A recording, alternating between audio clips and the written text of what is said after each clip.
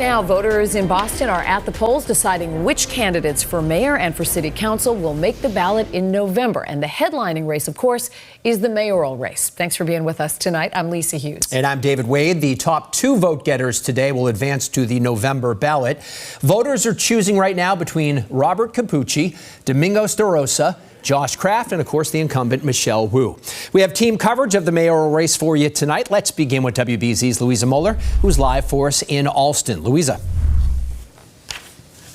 Well, David, Lisa, a few things to keep an eye on in this race. One, there's historically low turnout in preliminaries. Could that change? Two, right now, Josh Kraft, Mayor Wu, they're at the top of the polls. Could Josh Kraft make up the gap between himself and the incumbent who is in the lead in the polls? All while the issues that are facing voters seem pretty much consistent. Better housing, number one.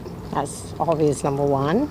To fix the traffic. Yeah. The city is crazy every day. Get some of all these crimes out of the city. Yeah.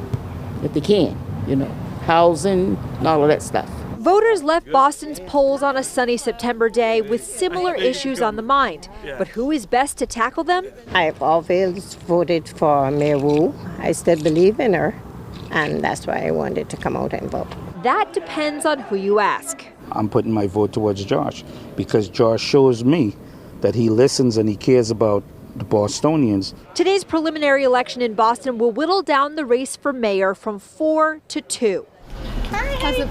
With her baby on her hip, incumbent Mayor Michelle Wu spoke with voters in Dorchester. Polls don't vote. People vote. After touting her record on housing and safety, she says she will work towards making Boston a city for everyone. Black and brown owned businesses, Boston-based businesses can now access city contracts and dollars. We are moving forward in the key industries that are shaping our future, life sciences and green tech. I appreciate it. Her opponent, philanthropist Josh Kraft, says if elected, he will listen to residents. My administration will be accessible, accountable, transparent, and we will be neighborhood-faced, neighborhood-based. Wu has a commanding lead in the polls, but voters say projections don't matter. Well, every vote matters. Now, there were a couple hiccups at the polls today, including a tabulator that briefly broke. And the Secretary of State is questioning how close Mayor Wu got to one of the polls. Coming up at 6, we'll explain.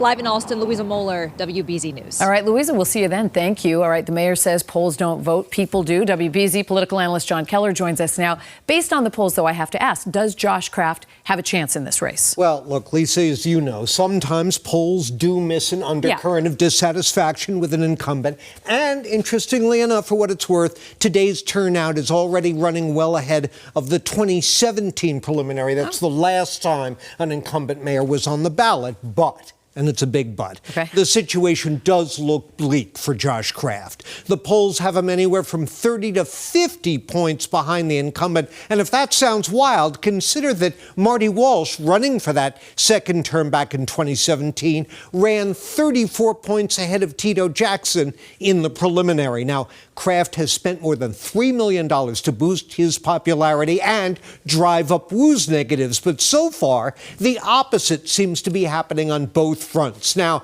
it's not as if some of Kraft's biggest criticisms of Michelle Wu's mayoralty haven't provoked a response. She put a pause on her unpopular bike lane expansion and is pouring more resources into the mess at Mass and Cass. But this race may have gone south for Kraft back in March when Wu stood up to the Trump universe in that memorable congressional hearing, even as her campaign has aggressively, if unfairly, linked Kraft with Trump. And Lisa, for the mostly left-leaning Democratic electorate that's voting today in Boston, that link with Trump, that's poison. Well, and Kraft has been working very hard to try to sever that as much as he can, but we'll see what happens. We'll see how well he's done with that tonight and then again in November. Excellent. All right, John, thank you. And we are going to have the election results tonight at 11 o'clock right here on WBZ and on CBS News Boston. John will be with us. David? All right, Lisa, thank you.